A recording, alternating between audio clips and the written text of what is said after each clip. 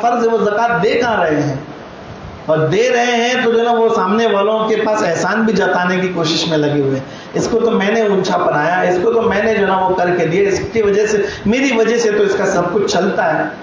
خیر، ایک بڑے بزرگ تھے، بہت بڑے بزرگ، لوگوں کے دلوں کا خیال کرو میرے بھائی۔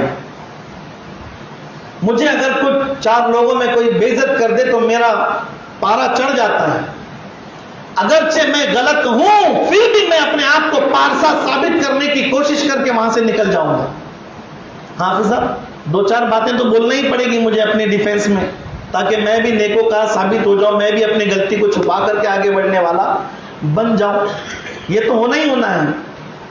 اس لیے کہتا ہوں کہ لوگوں کے دلوں کا خیال کرو۔ ایک بہت بڑے اللہ والے تھے، بہت بڑے اللہ والے، حدیث کی کتاب لکھ رہے تھے۔ لکھتے لکھتے جب اس نے سیاہی کے اندر جو نا وہ اپنی پین کو ڈبو کر کے اٹھا کر کے جب لکھنے کے لیے اس کتاب پر جب انہوں نے اپنا قلم رکھا اور سیاہی اس پر لگ گئی تو ایک مکھی آ کر کے بیٹھ گئے۔ کہاں پر؟ سیاہی کو چوسنے کے لیے۔ بڑے اللہ والے تھے۔ آج کل تو بلو پین جو نا چل رہی ہے، ریڈ پین چل رہی ہے، جو پین چل رہے ہیں، مگر اس دور کے قلم ایسے تھے کہ یہاں پر جو نا وہ سیاہی میں ڈبونا تھا اور یہاں پر مور کے پنکھوں سے یا تو پھر کسی جو نا وہ پرندے کے پروں سے لکھا جاتا، کسی جو نا وہ درخت کی جو نا ٹہنی کو توڑ کر کے قلم بنایا جاتا، وہاں ڈبو کر کے یہاں لکھا جاتا۔ وہ اس دور کا وقت تھا۔ انہوں نے جیسے ہی ڈبو دیا تھا اور ڈبو کر کے جب کتاب پر اس سیاہی کو جو نا انہوں نے رکھا تو جو نا ایک مکھی کتنی بڑی رہتی ہے، ہاتھی جیسی رہتی ہے، وہ آئی بیٹھی، جیسی بیٹھی انہوں نے قلم اٹھا دیا اور تھوڑی دیر بیٹھ گئے، یوں بیٹھے دیکھنے لگے۔ ان کو کیا کرنے لگے؟ یوں بیٹھ کر کے دیکھنے لگے۔ میں بیان نہیں کر رہا ہوں، میں کچھ تربیت کر رہا ہوں، غور سے سنیں اس بات کو۔ دیکھنے لگے اور دیکھنے کے بعد وہ مکھی اڑ کر کے چلی گئی اور پھر کیا ہوا؟ انہوں نے لکھنا شروع کر دیا۔ کچھ دنوں کے بعد انتقال ہوا، ان کے چاہنے والے کے خواب میں آئے اور پوچھنے والے نے پوچھا، دیکھنے والے نے دیکھا اور پوچھنے والے نے پوچھا، ما فعل اللہ بکا، کیا معاملہ اللہ نے تمہارے ساتھ میں کیا؟ تو وہ بزرگ رحمت اللہ تعالی علیہ فرماتے اللہ نے میری بخشش فرما دی اور مجھے جنت میں قبر میں میرے جنت کے باغات اللہ نے نصیب فرمائے۔ تو وہ چاہنے والے نے پوچھا کہ اللہ نے تمہارا کون سا عمل پسند فرما لے، ذرا بتاؤ تو صحیح تاکہ میں بھی اپنی زندگی میں وہ عمل کرتا رہوں۔ تو وہ کہتے ہیں کہ میری نہ نمازیں، نہ میری روزے، نہ میری عبادتیں اللہ کی بارگاہ میں قبول ہوئی۔ اللہ اکبر، بڑے بزرگ ہیں، کیا کہہ رہے ہیں؟ نہ عبادت، نہ ریاضت، نہ سجدے، نہ تہجد، نہ روزے، اللہ نے ان کی ذریعے سے میری بخشش نہیں فرمائی۔ وہ پوچھنے والے نے پوچھا تو پھر رب کو کون سی ادا پسند آئی؟ وہ کہتے کہ میں حدیث کی کتاب لکھ رہا تھا، سیاہی جب میں نے ڈبو کر کے قلم پر جناب کتاب پر رکھا، مکھی آئی اسے چوسنے لگی، میں نے سوچا اللہ کی مخلوق بھوکی ہے، پہلے یہ اپنا پیٹ بھر لے، پہلے یہ اپنا پیٹ بھر لے، پھر میں اپنا کام جو ہے بعد میں کر لوں۔ بس میرے رب کو اس مکی کو وہ سیاہی پلانا پسند آ گیا۔ میرے عزیزوں، ہم سمجھتے کہ ہمارے سجدے قبول ہوں گے، اور وہ سجدے کہ جب اللہ اکبر کر کے جھکتے ہیں، زبان کہتی ہے سبحان ربی الاعلی، دل کہتا ہے آیا کہ نہیں آیا، کیوں نہیں، ابھی پیسے دینے والا۔ کیا اب بھی اسی آپ فکر میں بیٹھے ہیں کہ یہ سجدے ہم کو اللہ کی بارگاہ سے بچا لیں گے، یہ نمازیں ہم کو اللہ کی بارگاہ سے جنت عطا کر دے گی، یہ نمازیں اللہ کی بارگاہ میں ہمارے لیے حجت بنے گی؟ نہیں۔ رسول اعظم کے دیوانوں، جو کر رہے ہو بالکل صحیح کر رہے ہو، مگر ساتھ میں کسی کا دل کا خیال بھی کرنے کی کوشش کرو۔ آپ جانتے ہو انہوں نے کسی انسان کو پیٹ بھر کے نہیں کھلایا، ایک جانور، ایک مکھی، ایک مخلوق حشنات الارض میں سے ایک چیز آ کر کے جب وہاں بیٹھی اور اس کو انہوں نے کہا، دل ہی دل میں کہا، زبان سے نہیں کہا، دل میں کہا، لگتا ہے کہ بھوکی اللہ کی مخلوق کے پہلے اپنا پیٹ بھر لے پھر میں دیکھ لوں اپنا کام۔ اور وہ جب چلی گئی، انہوں نے قلم لکھنا شروع کر دیا تو اللہ کو یہی ادا پسند آ گئی۔ عزیزوں، اگر تمہارا بھائی، اگر تمہاری بہن، اگر تمہارے رشتہ دار تمہارے گھر تشریف لائے اور تم یہی دل لے کر کے جس طریقے سے ان بزرگوں نے جانوروں کو کھلایا تھا، اگر تم کسی انسان کو کھلاؤ گے، اللہ جانور کو کھلانے والے کو جنت عطا کر سکتا ہے، انسان کو کھلانے والے کو جہنم کے دہانے پر پہنچائے گا؟ بولو نہیں۔ یہ ہماری خام خیالی ہے کہ ہم جو جس چیز کو سمجھ رہے ہیں وہ چیز نہیں ہے۔ تربیت ختم ہو چکی ہے، ماں باپ نے اپنی ذمہ داری بھلا دی ہے۔ جو فکر ماں باپ کے اندر تھی، جانتے ہو کیا فکر تھی؟ مائیں جب پہلے رات میں سوتی نا، جب تک یاسین نہیں سنتی بچوں کو نہ سونے دیتی نہ خود سوتی۔ یہ حال تھا پہلے زمانے کا، اور آج ٹوٹلی جو ہے اس کے اگینسٹ زندگی چل رہی ہے۔ جب تک کوئی فلم دیکھتے نہیں، جب تک کوئی جو ہے چیز کرتے نہیں، جب تک کوئی گالی بکتے نہیں، جب تک کوئی گناہ کرتے نہیں، جب تک کوئی بے حیائی کا جو ہے منظر دیکھتے نہیں، نہ نیند آتی ہے، نہ ہمارا بستر پر جو ہے وہ پیٹ لگتی ہے۔ اللہ اکبر، اللہ اکبر۔ 4 سال کا بچہ، 4 سال 4 مہینے 4 دن کے بعد میں ایک عمل کیا جاتا ہے، اس کو بسم اللہ خوانی کہتے ہیں۔ کیا کہتے ہیں؟ ایسے ایک بچے کو جو ہے کسی ماں نے جو ہے حضرت حمید الدین ناگوری رحمۃ اللہ تعالی علیہ کو بلا کر کے بٹھایا، کہا کہ حضرت میرے بچے کا جو ہے نا وہ بسم اللہ خوانی کرو۔ حضرت نے کہا پڑھو بیٹا بسم اللہ الرحمن الرحیم الحمدللہ رب العالمین۔ بچے نے بسم اللہ پڑھا، الحمد شریف پڑھا، پھر سورہ بقرہ پڑھ لی، پھر دوسری جو نا وہ جز پڑھ لی، تیسری، یوں کرتے کرتے 14 پارے بچے نے بغیر دیکھے پڑھ لیے۔ کتنے سال کا عمر ہے؟ اور کیا پڑھ لیا؟ 14 پارے پڑھے، 14 حرف نہیں، 14 آیتیں نہیں، 14 پارے پڑھے، 14 پارے۔ الحمدللہ جب یہ بچے کو پڑھتا ہوا دیکھا، حضرت نے اٹھ کر کے کھڑے ہو کر کے ماں سے کہا جس استاد کے سامنے تم نے اس بچے کو جو ہے تربیت دی ہے اسی کے سامنے بٹھا کر کے باقی کے بچے میں بھی جو ہے اس کو سنانے کے لیے کہو، اس لیے کہ بالکل صحیح پڑھ رہا ہے، کہیں غلطیاں نہیں ہیں۔ بچہ اٹھ کر کے کہتا حضور نہ میری ماں نے کسی جو ہے مجھے عالم کے پاس بٹھا کر کے پڑھایا ہے اور نہ کسی مدرسے میں داخلہ کروایا، تو پھر پڑھا کہاں؟ پڑھا کہاں؟ وہ کہتا ہے میری ماں پڑھتی تھی، وہ 14 پارے کی حافظہ تھی، وہ پڑھتی جاتی، میں سنتا جاتا اور یاد کرتا جاتا۔ یہ مائیں تھی، یہ گھر کا سسٹم تھا۔ آج مجھے بتائیے تو صحیح کس ماں نے اپنے بیٹے کو گود میں بٹھا کر کے سورہ فاتحہ یاد دلائی ہو؟ افسوس ہے آج کل کی ماؤں اور مردوں پر، یعنی باپ پر، ان کے پاس تو بچوں کو سکھانے کے لیے وقت بھی نہیں ہے۔ پھر کیا سوچتے ہیں؟ میرا بچہ غوث پاک جیسا بنے، میرا بچہ جو ہے ہند الولی معین الدین اجمیری جیسی شان والا بنے، میرا بچہ بھی کوئی بڑا پیر بنے۔ پیر نہیں، تیرا بچہ صحیح سے فقیر نہیں بن سکتا۔ اللہ اکبر، اللہ اکبر۔ جذبات اگر دلوانا ہے تو کبھی اپنے اوپر فکر کر کے دیکھو، اپنی زندگی کے اندر اس کا جائزہ لے کر کے دیکھو کہ تم نے دین کو کہاں تک پہنچایا ہے، کہاں تک پہنچایا۔ حضرت عمر رضی اللہ تعالیٰ عنہ اسلام نہیں لائے، ہاتھ میں تلوار لے کر کے نکلے تھے۔ مکے کے جو نا گھمنڈی لوگوں نے ان کو بھڑکایا، نبی کے شان میں بےہودہ باتیں کرنے لگا اور تلوار ننگی کر کے گھوڑے پر سوار ہو کر کے چلا۔ کسی نے ان کی جو نا گھوڑے کی رسی پکڑ لی، کہا او عمر جا کہاں رہے ہو؟ مزاج تو بالکل عرش پر چڑھے ہوئے نظر آتے ہیں، اتنے غصے میں کہاں جا رہے ہو؟ عمر کہتے ہیں محمد کو آج قتل کر کے رہوں گا صلی اللہ علیہ وآلہ وسلم۔ یہ جب سنا نا تو سامنے والا کہتا ہے محمد کو بعد میں قتل کرنا، بہن تیری بھی جو نا کلمہ پڑھ کر کے مسلمان ہوئی ہے، اس کا پہلے جائزہ لے، بعد میں میرے آقا کو دیکھ لینا۔ اللہ اکبر۔ جو اسلام سے پہلے اسی نبی کا کلمہ جو آج پڑھ رہا ہے، اور اتنی ہمت کہ جس گلی سے گزرتا شیطان جو نا وہ راستے بدل دیا کرتا، وہ عمر کی داستان میں آپ کے سامنے سنا رہا ہوں۔ اے رسول اعظم کے دیوانوں، کفر کے دلدل میں جب تک تھے اس وقت نبی کے جو قتل کے منصوبے بن جایا کرتے، اور جب نبی کا غلام نا جس نے نبی کو مردہ کہا، مرنے کے بعد مردہ کیا کہا؟ ہاں تاریخ اٹھاؤ، دیکھو مدینے کی گلیوں میں حضور کے دنیا سے پردہ فرمانے کے بعد ایک ایسا پاگل شخص جو عشق رسول میں پاگل ہو چکا تھا، پورے مدینے کی گلیوں میں ننگی تلوار لے کر کے گھومتا، اور ان کی جو نا رہنمائی کے لیے ابو بکر ان کے پیچھے پیچھے دوڑتے کہ کہیں کسی غصے کو لگ کر جو نا عمر کسی کو قتل نہ کر دے۔ اللہ اکبر، کیا کہتے جانتے ہیں؟ جو نبی کا قتل کرنے والا اب کیا کہتا ہے؟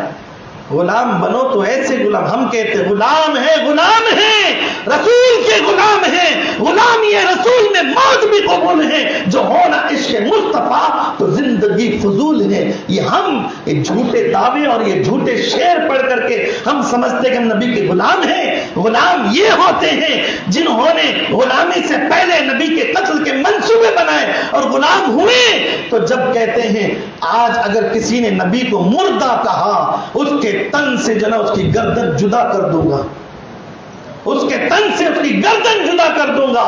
یہ عمر تھے، عمر جنہوں نے عشق سکھایا تھا، جنہوں نے ناموں سے رسالت کی حفاظت کی تھی۔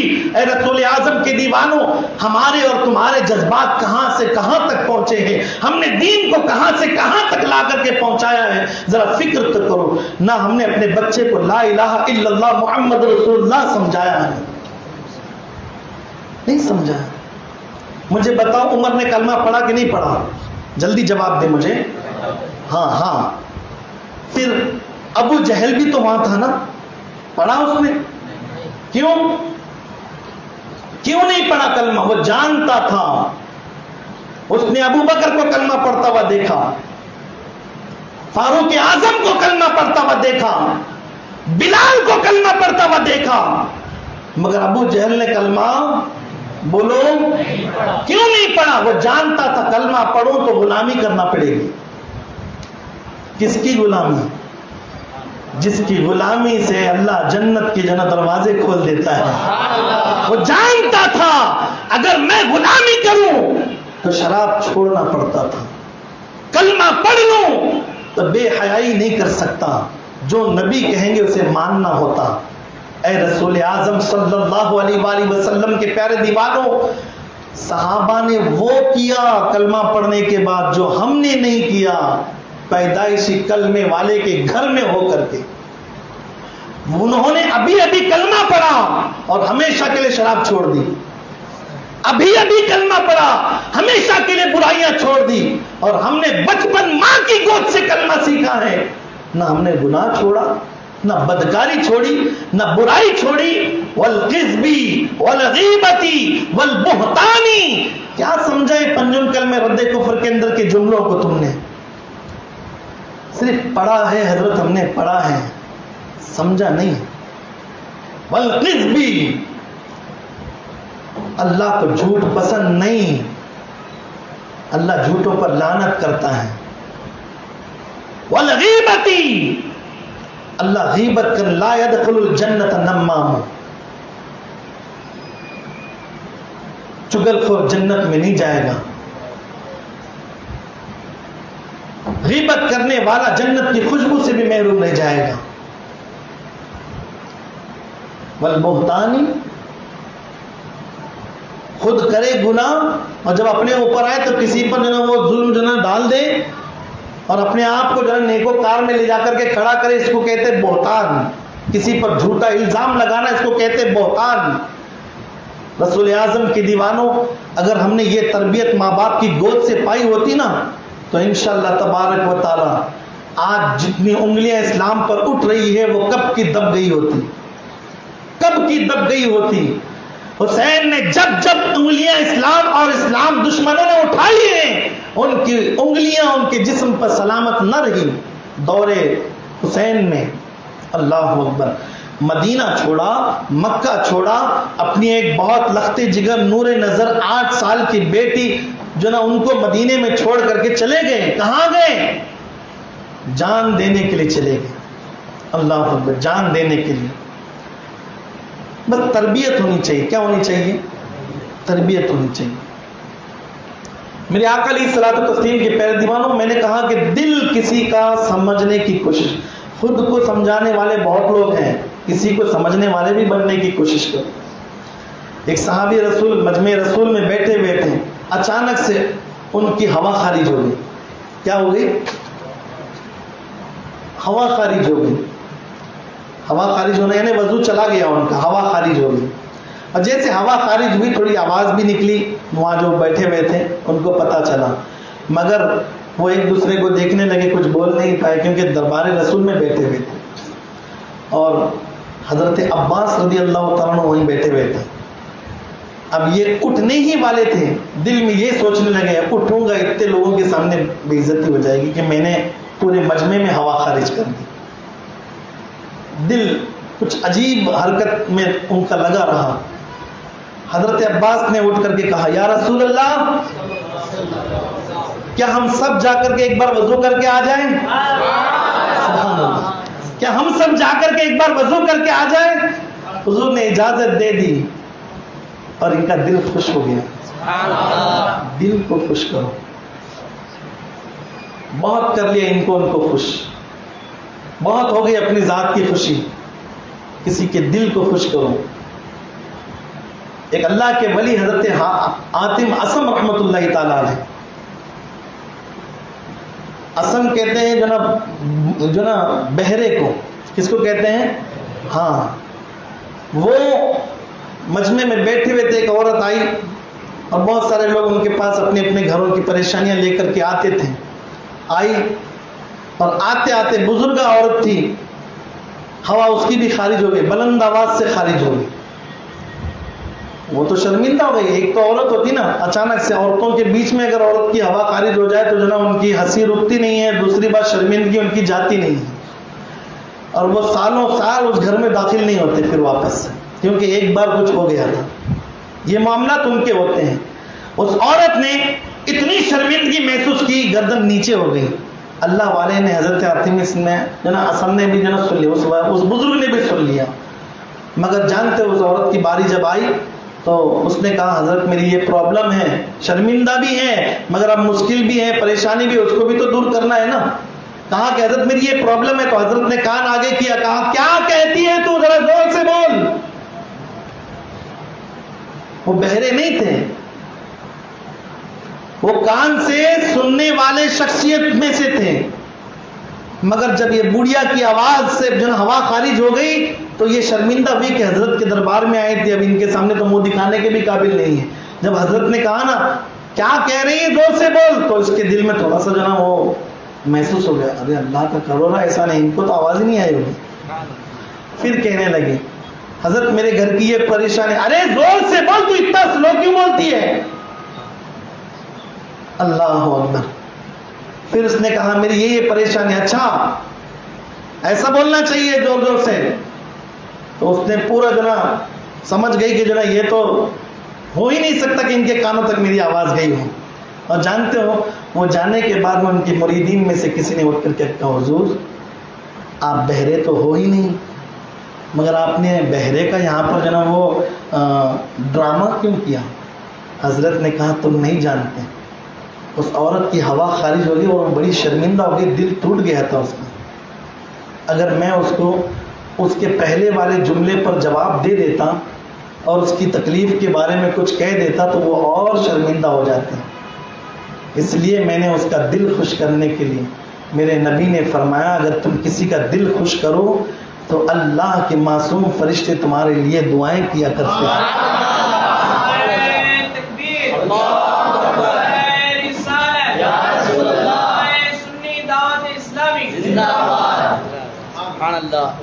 اندازہ رکھو. اور اتنا ہی نہیں, وہ جب تک زندہ تھی حضرت ہر ایک کے سامنے اونچی آواز میں باتیں سنتے تھے تاکہ اس کو پتہ نہ چلے. ہمارے اور تمہاری طرح وہ دکھاوے کا عمل نہیں کرتے, اللہ والے تھے, ان کا ہر عمل خدا کے لیے ہوا کرتا. ان کی ہر نظر اٹھتی نا تو پہلے یہ دیکھتی کہ یہ حلال ہے یا حرام ہے. اللہ اکبر. اسی لیے تو میں نے کہا نا قد افلح من تزکا, رب کہہ رہا ہے پہلا اپنا دل کا تزکیہ کرو, اس میں جو نفرتیں ہیں اسے دور کرو. پھر فرمایا قد افلا من تزکا، پہلے کہا، پھر کہا وزکا، ذکر الہی کرو. رسم ربہ فصلی، کیا میرا رب کہہ رہا ہے؟ پہلا دل صاف کرو، پھر ذکر الہی، پھر سجدہ کرو، میں قبول کرنے والا. ہم کیا کر رہے ہیں؟ صرف سجدہ کر رہے ہیں، نماز پڑھ رہے ہیں، روزہ رکھ رہے ہیں، مگر دل تو ویسے ہی پہلے جیسا جو نا وہ کتے کی طرح گندا تھا، ویسے اب بھی جو نا گندا پڑا ہوا ہے. بھائی پہلے بھی نفرت میں تھا، آج سے 10 سال پہلے، آج بھی کیا ہو رہا ہے؟ بولو.